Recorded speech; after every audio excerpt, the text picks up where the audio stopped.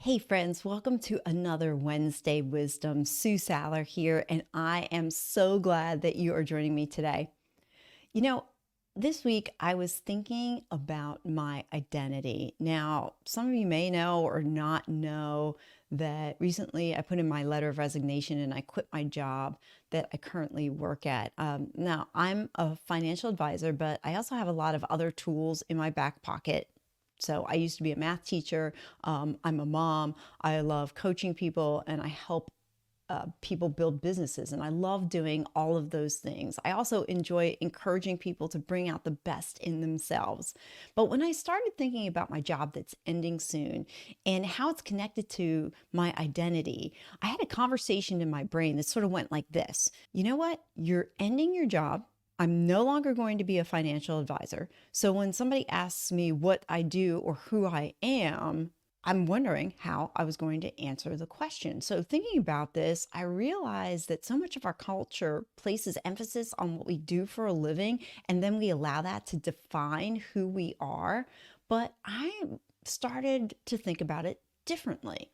So here I am, I'm a financial advisor, quit my job, so I'm no longer going to be working. So if somebody asks me who I am, I'm not going to flip to I'm no longer a financial advisor or am a financial advisor. I'm going to look at it this way.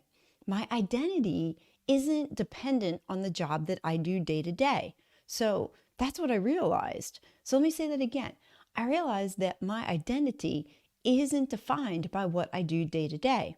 So you're probably wondering and ask, okay, so if you're not defining yourself by what you do, how are you going to define yourself?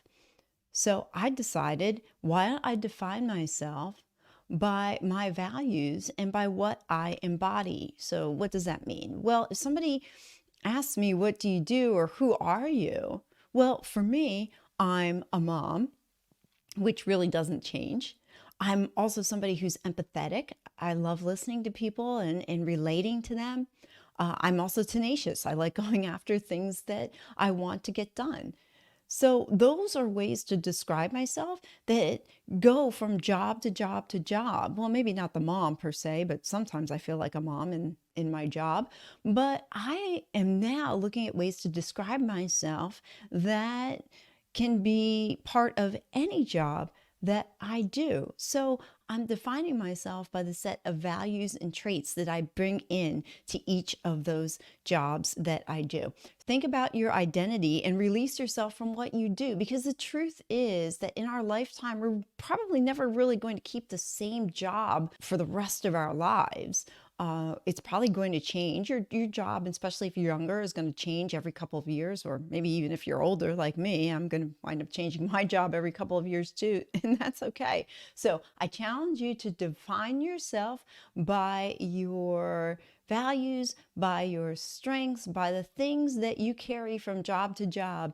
And hopefully what that's going to do is as you change from one job to another, you don't have an identity crisis when that job is over.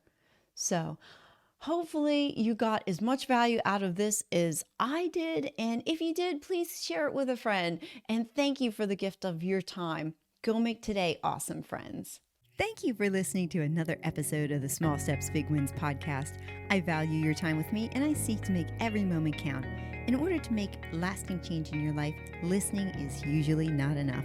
So I want to ask you, what practical steps are you going to put into action today as a result of listening to this podcast? Remember, any step, any action, no matter how small, starts your journey to a big win. And if you're not sure where to get started, reach out to me and let's have a conversation. Until next time, love yourself, then love others. Peace.